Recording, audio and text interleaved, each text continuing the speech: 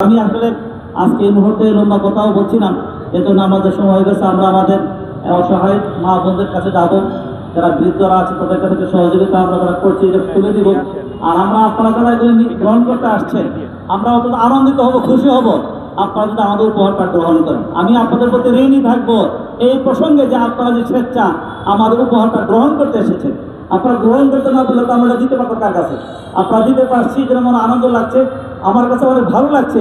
আমি আজকে আমার একান্ত একজন মানুষের মতো স্বাভাবিক চলাফেরা করতে পারে না, অন্যের সাহায্য চলতে হয়। যেটা আজকে ছোট্ট একটি চেয়ার তাকে আমরা দিলাম, আশা করা যায় এর মাধ্যমে তার একটা চলাফেরা স্বাভাবিক হবে, কল্যাণ হবে। সে মানুষ তো একজন মানুষের সহযোগিতা ছাড়া তার মনের খায়েশ পিঠে সে ইচ্ছা করে হাঁটা করতে হবে। এর মাধ্যমে আমরা সমাজের কিছুটা হলো একটা দায়িত্ববোধ পালন করার চেষ্টা করছি। বাংলাদেশ জামাত ইসলামী আসলে মনের ইচ্ছা অনেক বড় ইচ্ছা আমাদের আছে, অনেক পরিকল্পনা আছে। ইনশাল্লাহ আমরা বিগত 15 বছরে অনেক সাতটাকে প্রকাশ্যে অনেক কাজ করতে পারিনি।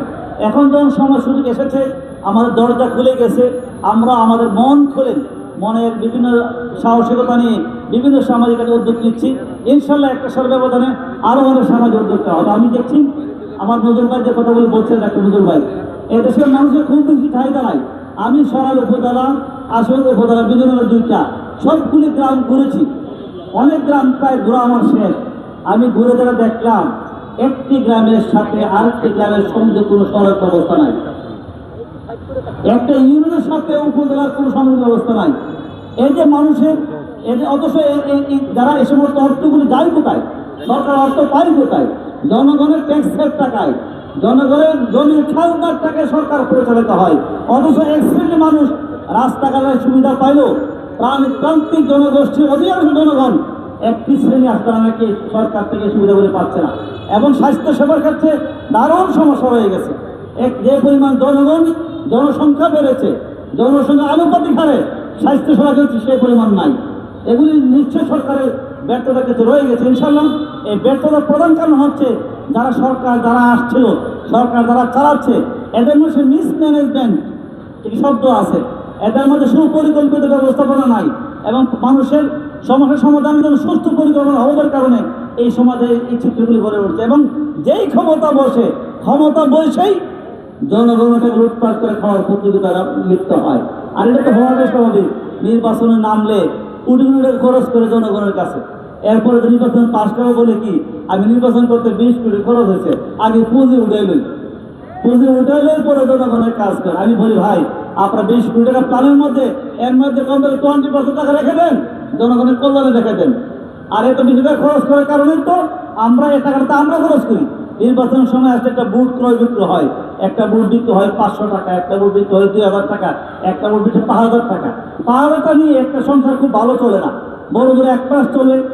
কিন্তু 1 মাস চলে 5000 টাকা নিয়ে তার কাছে নিয়ে আমি 1 মাস চললেন, অত 1 সপ্তাহ চলেন, অত 1 সপ্তাহ সে চলে আপনার অধিকারটা কেড়ে নিয়ে 5 বছর আপনার থেকে অন্য থেকে আপনি বঞ্চিত করছেন। আমরা যে 500 টাকা লোক পালানো সামলাতে পারি, ইনশাল্লাহ আশা করবেন 5 বছর ওনার কাছ থেকে অধিকার দিতে পারবেন। সেটা আমাদের সচেতন হওয়া লাগবে, আমরা সচেতন হওয়ার চেষ্টা করবো। আর যেহেতু আমাদের সময় হয়ে গেছে, সময় না থাকলে কথা আসলে সেটা বলে যায় না। আমি আপনাদের সকলের কাছে দোয়া চাই, সকলের আন্তরিক সহযোগিতা চাই, আপনার ভালোবাসা, আপনাদের দোয়া, আপনাদের মনের থেকে যে আপনাদের আবেদন, এই জন্যই আমরা যদি এগিয়ে দিতে পারি ইনশাল্লাহ আগামী দিনে সুন্দর একটি দেশ গড়া সম্ভব। ইনশাল্লাহ বাংলাদেশ জামাত ইসলামী আমাকে সরকার এবং আসলেও নমিনেশন দিয়েছেন। আমি আশা করছি যে আমাকে আপনারা আপনাদের মূল্যবান সমর্থন দিয়ে, আপনাদের ভালোবাসা দিয়ে, আপনার দোয়া দিয়ে আমাকে সম্মান করে পৌঁছান। ইনশাআল্লাহ আপনাদের সম্মানের প্রতি ইঞ্চির মর্যাদা আমি দেবো ইনশাআল্লাহ। আপনাদের যে সম্মানের প্রতিগুলো সম্মানের বিপরীত আপনাকে অনেক সম্মান দেওয়ার চেষ্টা করবো ইনশাআল্লাহ। এবং এতটুকু বলতে পারি, আমাকে যদি নির্বাচিত আপনারা করেন, সরকার থেকে প্রাপ্ত অর্থ 1 টাকাও আমি মেরে খাবো না ইনশাআল্লাহ।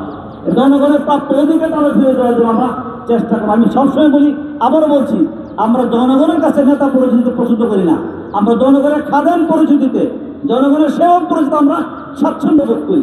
সুতরাং তার একটা বাস্তব দৃষ্টিতে হচ্ছে আমরা এই কাজগুলি করছি। ইনশাআল্লাহ আগামী দিনে আরও নতুন কোনো প্যাকেজ দিয়ে আরও নতুন কোনো উপহার সামগ্রী আপনাদের কাছে আসবো। আর সেদিন পর্যন্ত আপনারা আমাদেরকে দোয়া করবেন, আমাদেরকে ভালোবাসবেন। আমি সবাইকে আবারও আজকের অনুষ্ঠানে যুক্ত হয় এবং যে সমস্ত মা বোনেরা আমার ভাইয়ারা আসছেন আমার উপহারটা গ্রহণ করার জন্য আপনারা গ্রহণ করলে আমরা কৃতার্থ হব, উপকৃত হব, ধন্য মনে করব। এই আশা ব্যক্ত করে যারা আজকে বসছেন, মঞ্চে বসছেন, সামনে বসছেন, সবাইকে আন্তরিক মোবারকবাদ, ধন্যবাদ জানিয়ে আমি আমার কথা শেষ করছি। আসসালামু আলাইকুম ওয়া রাহমাতুল্লাহি ওয়া বারাকাতুহু। আমরা আসলে একসাথে বিতরণ করে ফেলি। যে একসাথে একটু পরিদর্শন করলে আমরা